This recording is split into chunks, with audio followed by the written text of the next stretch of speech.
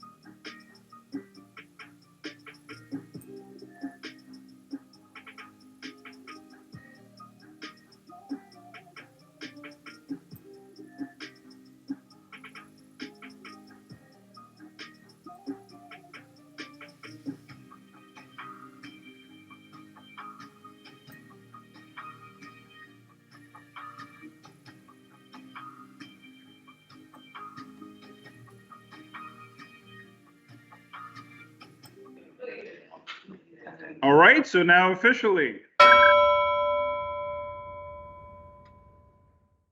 Rotarians and guests, this is the Rotary Club of Toronto, and I am Prince Kumar, your club president. It is my pleasure to welcome you to our World Polio Day Rotary meeting. In 1988, Rotary with other organizations partnered up to kick off to eradicate polio. At that time, there were 350,000 cases of polio worldwide. Today, we have taken away polio by 99.9%. That is just amazing. Obviously, in partnership with Bill Gates Foundation, UNICEF, and other organizations. So give a pat on your back as Rotarians for a wonderful job you've done. And we're only in, I believe, 2 countries now, and we're hoping to get rid of polio completely out of this world. So really, really tremendous job, Rotarians. Next, we have the recognition of the traditional lands, the invocation, and the Rotary toast. At this time, I'd like to acknowledge that we're at the traditional lands of many Indigenous peoples who have walked and cared for this land for 15,000 years. They include the Anishinabek, the Haudenosaunee, the Huron-Wendat, the Treaty Peoples of the Mississaugas of the Credit. World Polio Day draws closer. The world is 99.9% polio free.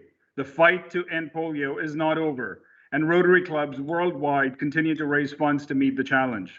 As Rotarians, we all proclaim Tuesday, October 24th as World Polio Day. As we unite today in Rotary Fellowship, help us to remember that unity makes us stronger, and many hands working together makes the load lighter. May our gifts and talents be put to beneficial use in our global communities as we strive to build a polio-free world. If polio threatens one vulnerable child anywhere in this world, children everywhere remain at risk. We give thanks for Rotary and for the opportunities it provides for service, for the fellowship here today and the bounty before us. Thank you. And now for the national anthem. If you would like, please stand for O Canada and remain standing until you've been asked to be seated. Our national anthem today is a special national anthem with special permission from the Anishinabek Police Services. Make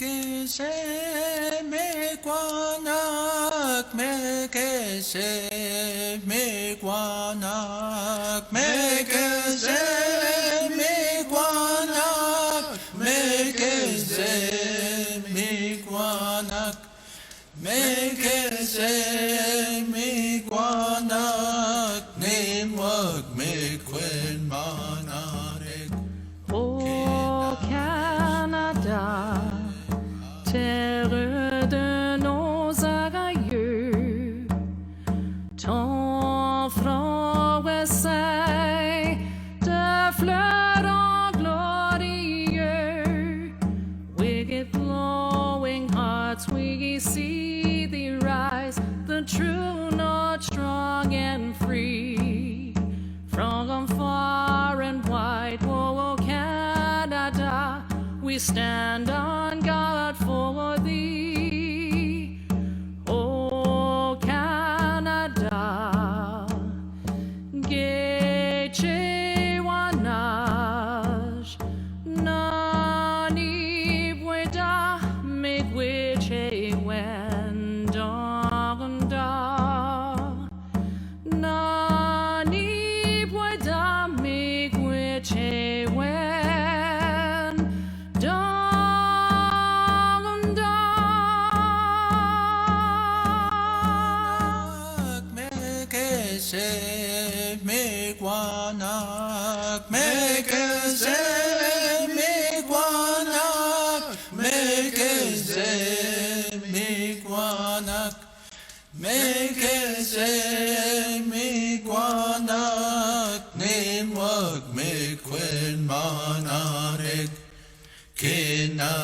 Anishinabek Police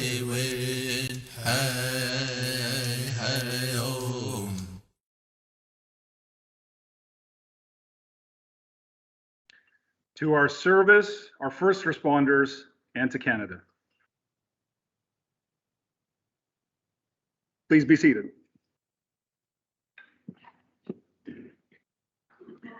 Rotarians and guests, it is now my pleasure to introduce our head table. I'm pleased to have the following people with me today.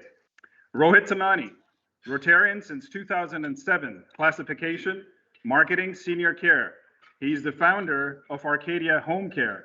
And Rohit, if you're ever going to Skugog or any of the international conventions, you want to make sure he's in your party bus. He's an amazing, amazing guy. And we're so glad, Rohit, you've come back to Rotary and joined us back again this year. Annalise Taylor, Rotarian since 2018, classification, business and financial support, electrical services. She's the owner, vice president of A&L Tailor Made Limited.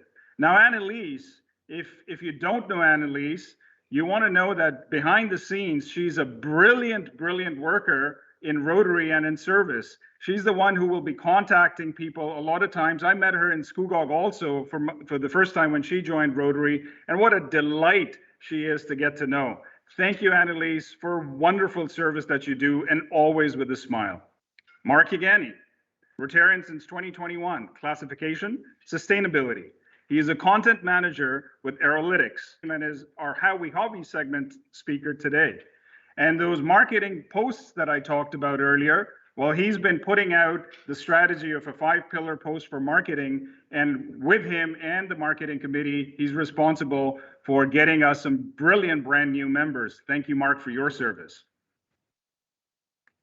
Our own Vice President, Anisandra Hamel, Rotarian since 2014, classification, horticulture.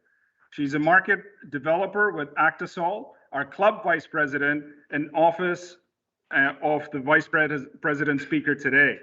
Now, of course, apart from brushing up my French, which I really have to, as she starts to become our president in a couple of years. Now, Anisandra, I've learned so much from her in not just in service, but also in gardening. If you have a garden, or if you want to know how to preserve your plants as our fall and winter is coming in, give her a call. She's brilliant. Thank you, Anisandra. Jake Tran, President and CEO at the Salvation Army Toronto Grace Health Centre since 2018. He is our impact reporter for today, and he will be introduced formally shortly. For our Rotarians and guests at the head table, I'd ask you to stand and remain standing while everyone has been introduced. Immediate past president, John Fortney, Rotarian since 1999. Classification, real estate residential. He's a realtor with Harvey Callis Real Estate Limited, a club past president, and was instrumental in connecting us with the Toronto Grace Health Centre. Now, our immediate past president, John Fortney, is also a wealth of information. You can just unlock his brain and he will tell you every year what happened, not just in conventions, but about the history of where all Rotary was and the wonderful impact that Rotary has made. Just have a conversation with him and you will be wowed with what all Rotary has done. Thank you, John, for your service. Jason Phelps, Rotarian since 2003. Classification, executive search. He's a partner with Phelps Group, our president-elect, and is a host of our guest speaker. Now, Jason, I believe next week is also hosting our President's Council dinner. So I need to be good to Jason because he's going to be giving me some advice on how to do things.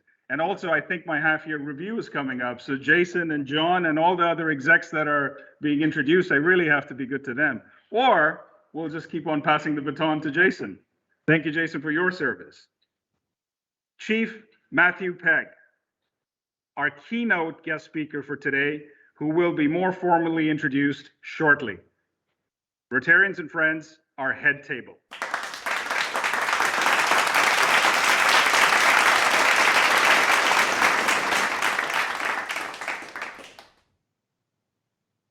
Now, we also have some visiting Rotarians and guests that are joining us today. To our visiting Rotarians, thank you for choosing our club for your makeup. We hope you enjoy this meeting today. To all our guests, welcome to our meeting. Please feel free to contact the office or just go on our website and click on that little join button that we have, and someone from our member engagement committee will contact you to have a beautiful conversation. I also hear there is some type of a cocktail event that's being planned by our member engagement committee. So you might get invited to that too. So click the join button just for that. Rotarians, please welcome our visitors and guests in the tradition of our great club.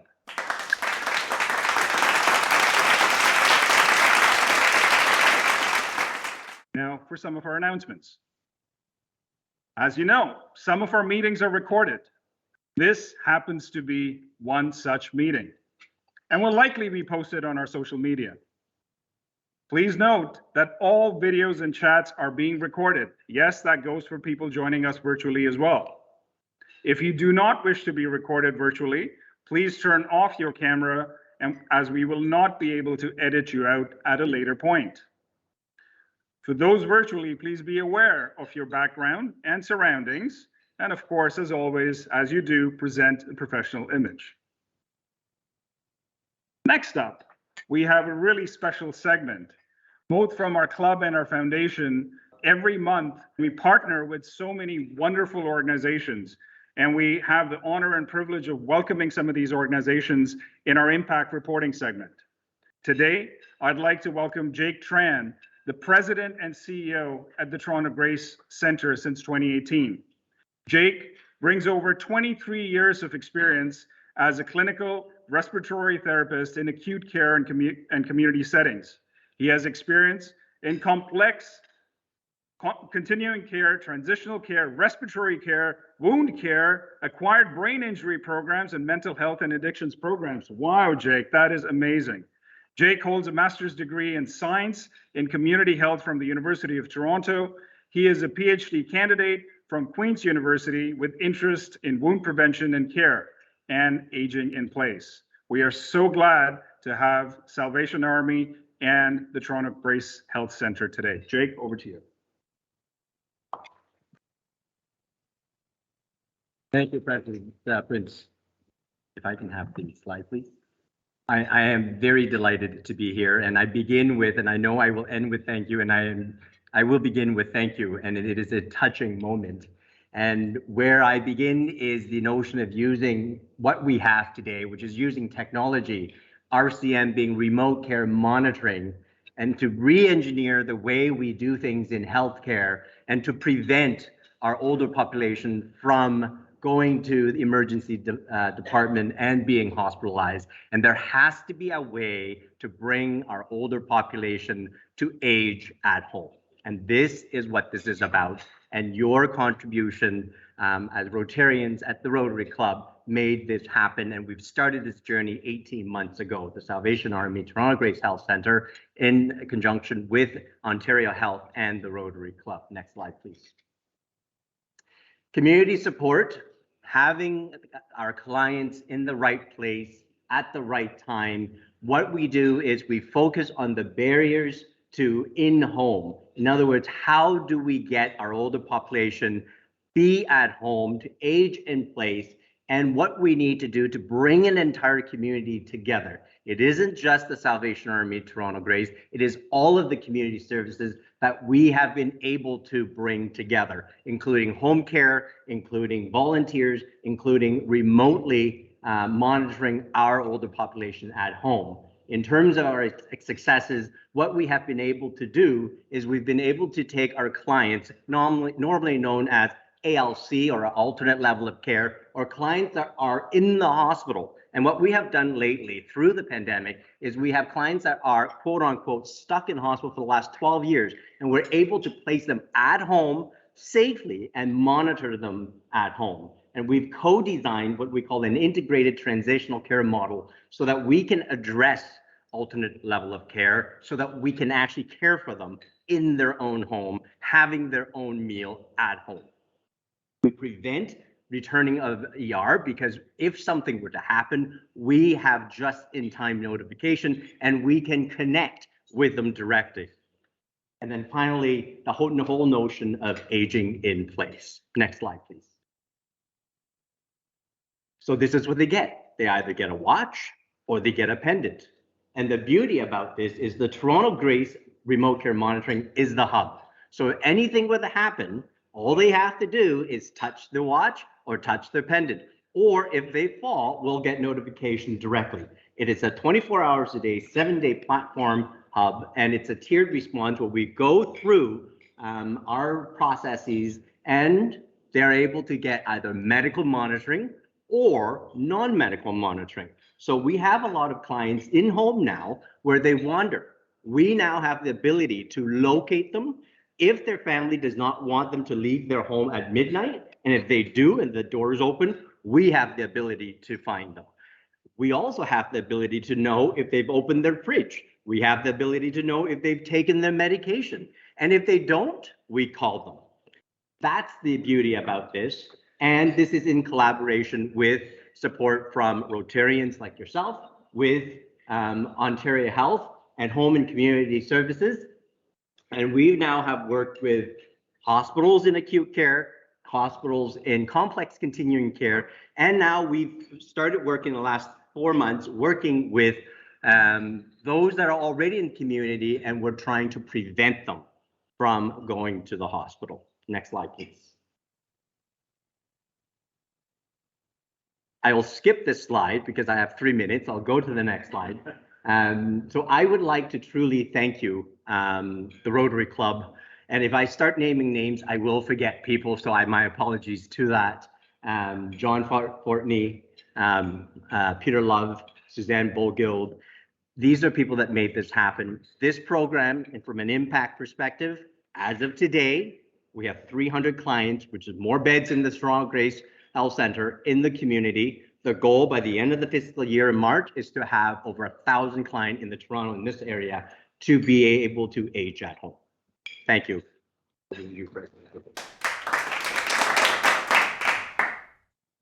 That is just brilliant. And that is where your, I believe it was $25,000 of support went in. So thank you, Jake, for taking that and really making a huge impact with that. Next up is our keynote speaker. Now, as I pass things over to our host, President-elect Jason Phelps, I want to remind our guests virtually that if you have a question for our keynote speakers, simply email it to question@rotarytoronto.com. For the Rotarians and friends who have joined us here, raise your hand and we'll facilitate the Q&A session after Chief Pegg's talk. So it is now my pleasure to pass the agenda over to our host to the speaker, President-elect Jason Phelps. Jason, over to you. Thank you, President Prince. Well, fellow Rotarians and guests, I am thrilled to be here today. One, to be in a suit and tie and pants, and more importantly, to have the opportunity of introducing one of our true community leaders, a man who always wears a pair of pants. This is an individual that many of us have tuned into day after day after day for the past 18 plus months to get our pandemic updates and the reassurance alongside his key colleague, Dr. Davila, and our own Mayor Tory. Chief Pegg is an individual that doesn't need much of an introduction. You can read his bio in The Voice and see that he's a highly accomplished leader even before COVID hit. He's a Canadian firefighter.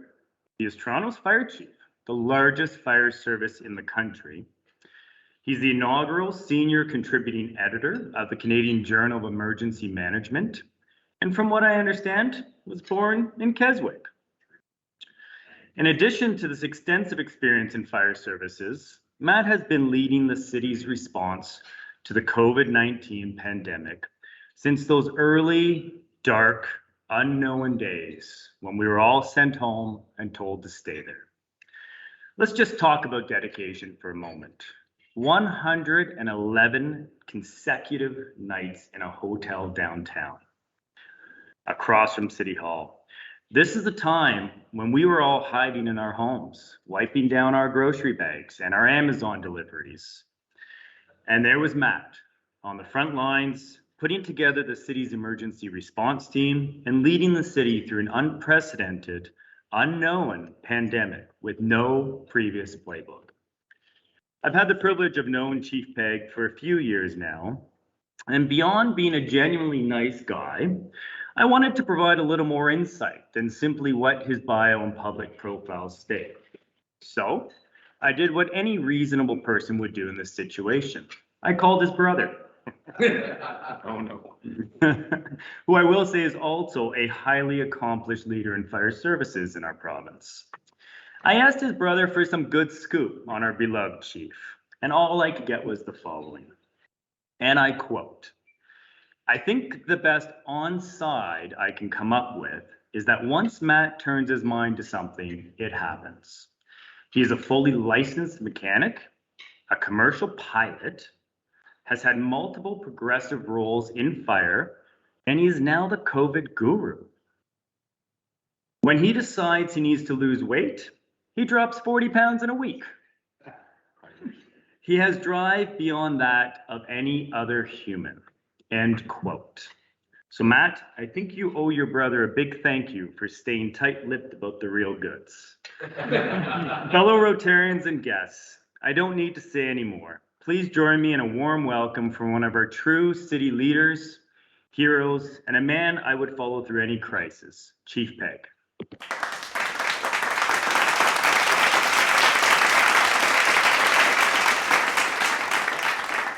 Well, what do I say to that? The fact that I actually have to thank my brother causes me some consternation, I have to tell you that. But Jason, thank you so much. President Prince, head table guests, ladies, gentlemen, and all of the guests that are with us online.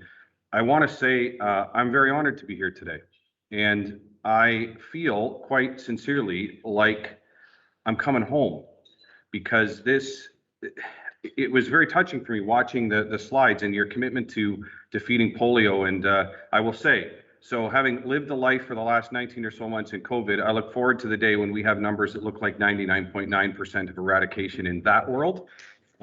Yes, we will get there. But I'm very honored, because this is an organization that has a lifelong legacy of a commitment to service, and that's something that means the world to me as well. So thank you so much, Jason. Thank you for the very kind introduction. I wish it were true that I could lose 40 pounds in 1 week, because I got a few weeks worth of work to do. But nevertheless, COVID has not been friendly to my girth. so we'll just leave that alone. I am going to share with you, just for the next few minutes, something that we call inside the yellow tape. And before I want to talk about we. I'm joined here today by Melissa Gennaro, who sits right there. Melissa is the program manager in the office of the fire chief, I would say, in her day job.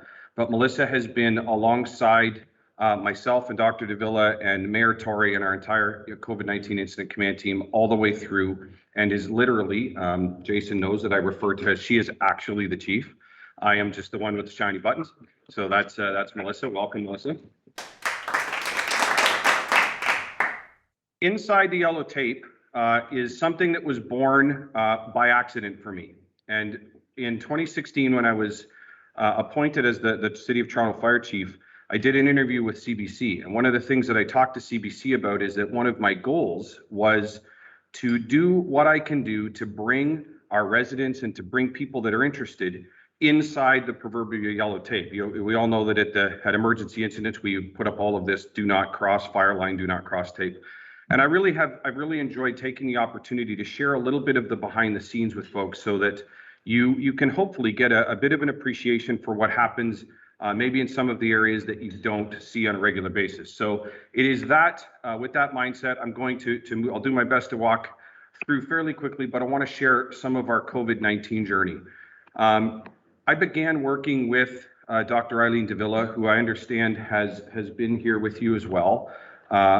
She is nothing less than an outstanding Canadian.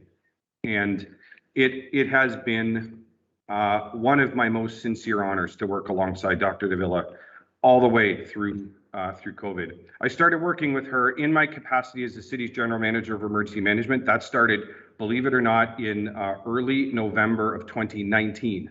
Seems like a lifetime ago. We were then talking about this unknown thing to me known as coronavirus, long before it ever arrived in the city of Toronto. As things began to escalate, of course, we saw our first case in Canada, then in Ontario, then in Toronto, and then, of course, we all began to head down this journey that we've all lived. And in March of 2020, simply the issues management load, the workload, if you will, and what lied ahead of us was more than what could be managed off the corner of my desk or anyone's desk. And in March of 2020, I was asked by Mayor Tory and Chris Murray, who is the city manager in our city, if I would step aside or somewhat step away from my role as the fire chief and take on the role of what we called the COVID-19 incident commander on a full-time basis. I have been in that role continuously since March of 2020. I'm not going to go through a lot of these things, but it was interesting as Melissa and I built this slide deck and started looking back, the different processes that were put in place. Since that time, we designed what has become and what is now the largest incident management system in our history. It is one of the largest incident management systems in Canadian history, in fact. And that included our strategic command team, the personal protective equipment or PPE management task force. For those of you that had the misfortune of watching me on CP24 for what seemed like hours every day, you'll know that early on in the pandemic, the availability of things like surgical masks and N95 respirators was a global crisis. So we built a task force around that. Business continuity, staff redeployment, and then of course, most recently, the immunization task force. And that was the group of people that have worked so hard to make COVID-19 vaccines a reality and really the precursor to why we're able to be in this room together today.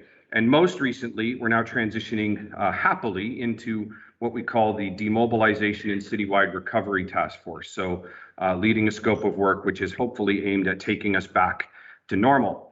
Interestingly enough, the incident management system that we put in place for COVID-19, you may be interested to know, is exactly the same methodology, the very same incident command process that is implemented on the streets of Toronto hundreds of times every day. So there's no change really to the structure. It, of course, just became much more complex, much bigger, but same methodology that every one of our fire officers and our district chief, platoon chiefs, and division commanders use to manage fires and rescues and other emergencies on our streets every day. Of course, the commitment we made is and the advantage of it, it's nimble, it's proactive, and it's scalable. And that was, oops, did I do there? Okay. Over that course of time, we were asked, you may remember when General Rick Hillier was appointed to lead the provincial vaccine distribution task force. We worked hand in hand with General Hillier and his team. And in fact, they approached the City of Toronto and asked us if we would build the playbook, first of its kind, for the province of Ontario for mass COVID-19 immunization clinic operations. We did that, we delivered it. The original target was April. On New Year's Day, just before noon on New Year's Day, General Hillier called me and he said, Chief, how you doing? And I said, good, General, how are you? And he said, well, you know how I told you April, you need to be ready to go for April? I said, yeah. He said, could you be ready to stand up the first clinic in 2 weeks?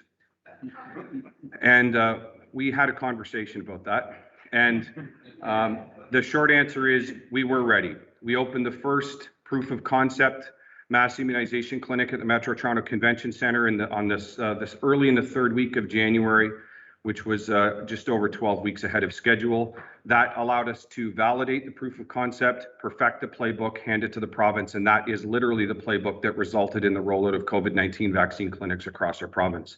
So where are we today? Yeah, awesome.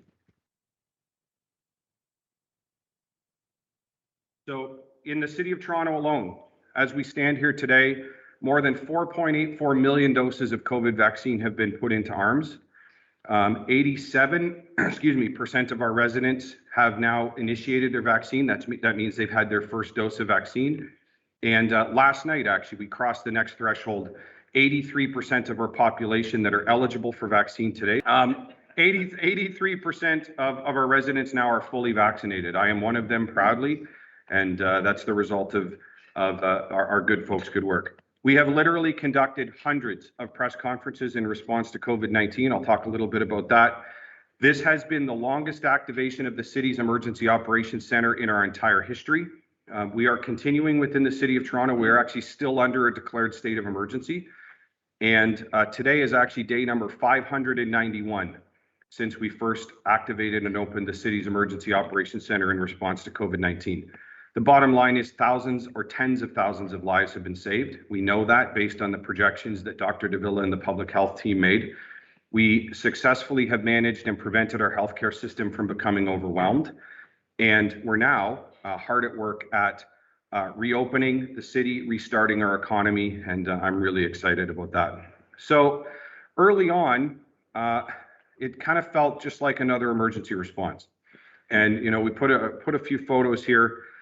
Literally, my team, the team that I have the privilege of leading, we have responded to thousands and tens and even hundreds of thousands of emergencies over the course of our career and literally on a daily basis. So, you think about maybe not really that much different. In my own experience in Toronto, and just to give you an example, I had the opportunity or the responsibility of being involved in the largest deployment of Toronto Fire Service resources to a single incident in our history. And you may remember that was the fire at the Badminton and Racquet Club at Yonge and St. Clair. That is the largest. We deployed more resources to that single incident than any other incident in our history. So, I sit and I think about that and say, okay, so, I've had some experience, pretty accustomed to this big thing. COVID, whole different world. Nothing like anything I had ever seen before. I have never before, and quite frankly, hope that never again will I ever see an incident that is as large or complicated. So the question becomes, how does a fire chief, who you're absolutely right, how does a farm kid from Keswick end up getting involved in this global pandemic, a public health pandemic? I am absolutely not a doctor. I am not trained in public health. So how does that happen? I'll just for the sake of time, I'm going to move through some of this, but I'll explain it this way. What COVID-19 produced is the realization that from a corporate perspective, and many business execs here with us today, in pre-COVID, there was really, we kind of looked at crisis management or emergency management as a function of two things. It was the combination of risk management, which by and large was really a function of insurance, right? So we looked at it, executives, C-suite executives would say, so we need to understand our risk and then we need to take insurance policies against that risk. The other half of it was what we would call crisis management. And in fact, I don't know if it's still the case, but at the time, if you Googled crisis management, what you got was on the search return was a list of crisis communications firms. So the concept of emergency management really was the combination of ensuring and protecting against risk and making sure that we have the necessary skills to, in essence, navigate and talk, if you will, or explain our way through it.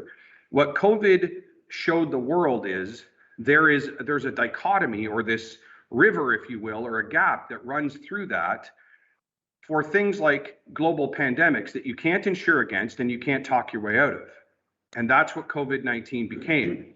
And that is why I was asked to bring the skills that I represent on behalf of 3,200 people that form Toronto Fire, and of course all of paramedics and police and all of the folks I work with every day. That is the skill set I brought to the table. And that is what we refer to as incident command or incident management. So this has been a common discussion. Like I say, if you watch any of the media, you know that I have blabbed on incessantly about incident management for many, many months now. But the reality is that is the skill set. It is the ability to implement an incident management system to, in essence, arrive at a situation filled with chaos, bring order to it, establish priorities, drive the completion of that, and then ultimately return to a state of normal order. That is what our folks do every day, 24 hours a day, 7 days a week on our street. I'm involved in very, very few of those incidents on a direct basis. This one I was. So that's why I'm standing in front of you. It is that experience set, or that reason, that the city asked me if I would. So let's talk about, here's kind of a little window into the command post. So when we arrive at an emergency, one of the same thing happens every single time, whether it is relatively minor, it could be a small accident, a very small fire, all the way to something as big as the 6-alarm fire at Yonge and St. Clair at the BNR, or COVID-19. The very first thing that happens that the incident commander is responsible for doing is establishing what we refer to as the strategic and tactical priorities. That is the foundation for every successful emergency incident management process. So that is saying to ourselves and making a conscious decision, what is our ultimate goal? So the first thing I was responsible for was working with the team to establish what those were. We set those early on in the process in March, and they are on your screen. First and foremost, our first priority, to save lives and prevent the spread of COVID-19 in our city. Secondly, to do all that we can to protect our healthcare system and prevent our healthcare system from becoming overwhelmed as a result of COVID. And third, to do all that we can to protect our financial and social economies such that there is actually something left to turn back on. So those were our three strategic priorities. We set them in March. They have never changed. They are the same today. And it is that set of criteria, or that evaluation, if you will, that we have judged and assessed and made decisions against every single day now for 19 months. They guide every decision that we make. So think about all of the meetings, all of the decision points, all of the really impossibly hard decisions that had to be made. The first question that was asked at the strategic command team, my responsibility to chair that, was, does this save lives? Does this contribute to preventing the spread of COVID-19 in the city? If the answer to that question was yes, we did that. As hard as that was going to be, as unpopular as that was going to be, frankly, as angry as that made some folks, because it did. But we had an unwavering commitment. Our team had an unwavering commitment, and that's what guided us. That's what guided us then. It's what guides us every day. I also want to talk to you a little bit. This slide used to be called media management. We changed it to insatiable appetite. I am not uncommon to having a significant amount of media interaction in Toronto. It's a normal part of my job. Obviously, as bad things happen and emergencies happen, I often find myself involved doing things like this. But I can say that never before have I ever seen anything close to the demand and the need for public information, both on the part of the media, and we'll talk a little bit about social media as well. It is unlike anything that I had ever seen before. When I step in front of the media, whether it is at a media scrum at a major fire, whether it is at the table that I think is permanently imprinted with my my impression in the seat, which is right beside Mayor Tory and Dr. Davila. We have one goal. I always have the same goal. Doesn't mean I always do it well, but I always have one goal, and that is first and foremost to bring a sense of calm. If I do my job properly in communicating to the media, what anyone that's watching their television or watching their social media should leave that conversation with a sense that we got this. It's okay, right? This is a big deal, but we know what we're doing. We're going to fix this and bring a sense of calm. Ultimately, of course, leading to the second goal, which is every interaction we should have is intended to enhance public trust and confidence. So if we do our jobs properly as communicators and in the media, people should feel calmer, they should feel better about the situation, and they should have an increasing sense or an increasing confidence that we're telling the truth, we have reasonable plans, we're just good people working very hard to bring an abnormal situation under control. And that's the strategy that has guided every interaction we've been involved with. COVID-19 is unlike anything I've ever seen because the proliferation of false information is unprecedented. And I'll tell you what amazed me is I didn't realize until we were into the middle of this and until things started, carrying on, the extent to which how much time we would have to spend countering and doing battle with false information. And then what shocked me even more is the fact that maybe I'm a little innocent in this. I initially assumed that false information was accidentally or unintentionally false, and would later come to learn that so much of the information is intentionally false. So it wasn't a matter of simply correcting, it has been a matter of intentionally engaging in somewhat of a war against false information. Much new ground, very new ground for me, but the proliferation of that has never been higher. I will say this, the negative, I actually delivered a very similar presentation to a number of my colleagues within the office called the Ontario Association of Fire Chiefs, so the fire chiefs from across the province. And I recently said to them, the negative attacks and nasty side of social media is significantly worsening. I will spare you from having to think about or hear about, Melissa knows it well, about what we have, even I have not faced the same extent that some of our other leaders have, but the negativity, the threats, the attacks, it is a different world. And I will say, and what I said to my peers, these are not things we're automatically prepared to handle. That requires very significant training. I can tell you it takes a very significant toll on your health mentally and physically. It takes a huge impact or causes a huge impact on your family and all of the people around you. And that is something that, social media has been a very powerful tool. I'm active on social media. We can communicate to a lot of people very quickly, but there is a very dark, very, very nasty undertone to that takes a lot of intentional work not to succumb to, if you will. So I continue to encourage all of my peers to get very active in the proactive management of their own mental health. It's been an important part for me. I can tell you openly, and I say without one iota of stigma, I have a psychologist that is part of my own personal health team. We very quickly, he transitioned over to a Zoom-based practice, but I call it the checkup from the neck up. My checkup from the neck up happened with my psychologist pretty well every 3 months all the way through this. And I'm very fortunate to be healthy, but I rely on people like that, trained professionals, to make sure that I stayed resilient, that I was staying in check with stress, that I was able to continue to give the best that I had to give to the city and not become depleted as a result. So some major milestones, we'll move through these very quickly. Just a little bit of a look back. We activated our EOC, the Emergency Operations Center, in March of 2020. We declared a state of emergency. Mayor Tory declared a state of emergency in the city of Toronto, also in March of 2020. That's the first time, that's the first declared emergency in the amalgamated city of Toronto's history. It's never happened before. This is the only declared emergency we've ever seen. In June, remember, so March, April, May, we went through the first wave. Remember the initial lockdowns?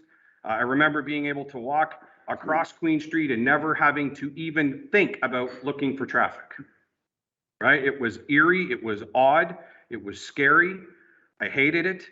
It was all of those things. But then we came out of the first wave and we were all very excited about that. We actually went to work on creating what was called the City Service Restart Roadmap.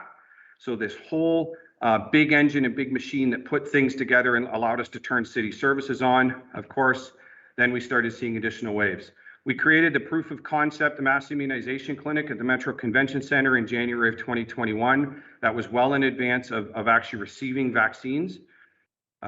We launched those formally in April, escalating up.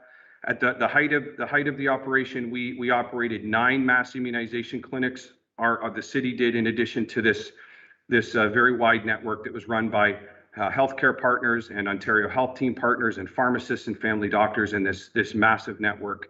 At the height, having capabilities to deliver hundreds and hundreds of thousands of doses of vaccine every week. Just some unparalleled, absolutely incredible. And of course, I've skipped a whole bunch, but in July of 2021, we're now in a position, we find ourselves in a position where we start to see things starting to reopen. So the province launches the reopening roadmap on July 16th. And if you believe the media sources, I think we're all expecting to hear another announcement later this afternoon from the Premier that will probably be pretty exciting to a lot of people. So I will watch that eagerly as well. So that's a little bit of a look inside the yellow tape. I could spend the next 5 days talking to you about any one of those elements, but I will stop there and let me just say a very sincere thank you. It's been my honor to be with you today. And please understand, it is because of you and your families, you are the reason we're reopening, right? It is, I watched this city do things that we never thought we would have to do. We're reopening and we're through this because of you and your families and your friends and everyone that have done so much. So applause to you all. Thank you, Chief Pegg. I'm reminded of a quote by Gregory Wyden. The funny thing about firefighters and people in fire services is, be it night or day, they're always in fire services mode. And we're so glad that you took that with you as you led the Toronto community into fighting for COVID. And what a stellar job our first responders and yourself and the team has done in really leading that challenge. And I also would like to thank you for being a leader in one of the things that this club truly believes in is wellness. And the checkup from the neck up, I think that's just brilliant. Thank you so much.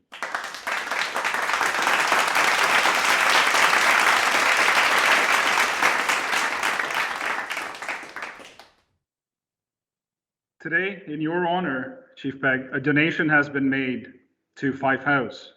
Fife House is the largest provider of supportive housing and support services for people living with HIV and AIDS in the Greater Toronto Area. The past year, Fife House served more than 750 individuals and families. Additionally, 300 individuals were housed. This donation helps provide hope, help, and a home to the most vulnerable and marginalized members of our community. Thank you again. Thank you.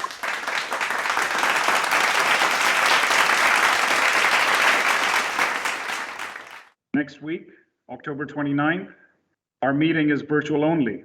So of course, do not show up at the National Club. Our guest speaker, and I think this is going to be a brilliant talk, it's a panel of guest speakers led by our very own Mary Lack, who's an independent travel advisor with TTI Travel, along with a wonderful panel of individuals that are experts in travel. So as we start to open up with the brilliant job that Chief Pegg and his services have done to afford us a little bit of travel, well, let's find out how we can do that safely. So that's next Friday. And the topic will be what's new in travel. Again, for Rotarians and Rotaractors, please make sure your Ontario 2-dose certificate is on file for our Rotary meetings at the National Club and for all events. That includes our holiday hamper parties that we talked about earlier. Feel free to invite guests to our Rotary meetings. However, guess what? They too must have their 2-dose certificate with them. And available, submitted to our office in advance, please. Well, thank you again for everyone for attending, and what a stellar round of speakers that we had today. We're so pleased to have both our impact speakers and our keynote speaker with us today. Have a wonderful weekend, everyone. This meeting is adjourned.